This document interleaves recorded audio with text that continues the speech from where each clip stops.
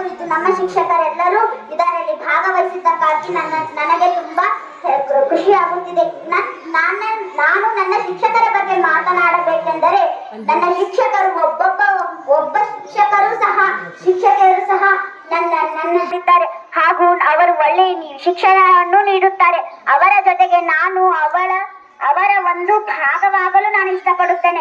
ಯಾಕೆಂದರೆ ಅವರು ತುಂಬಾ ಒಳ್ಳೆಯ ಮೃದುವಾದ ಮನಸ್ಸಿನಿಂದ ನಮಗೆ ಪಾಠ ಮಾಡುವುದಷ್ಟೇ ಅಲ್ಲದೆ ಸಾಮಾನ್ಯ ಜ್ಞಾನವನ್ನು ಸಹ ನಮಗೆ ತಿಳಿಸಿಕೊಡುತ್ತಾರೆ. ಯಾಕೆಂದರೆ ಅವರು ಶಿಕ್ಷಕರಷ್ಟೇ ಅಲ್ಲ, ನಮ್ಮ ಜೀವನದ ಒಂದು ಭಾಗ ಎಂದು ಹೇಳಿದರೆ ತಪ್ಪಾಗಲಾರದು.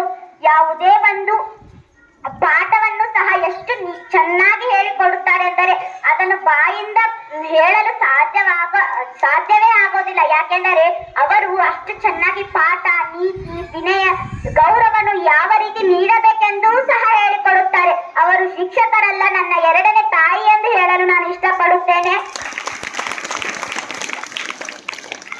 ಮುಂದಿನ ವರ್ಷ ನಾವು ಇಲ್ಲಿರೋದಿಲ್ಲ.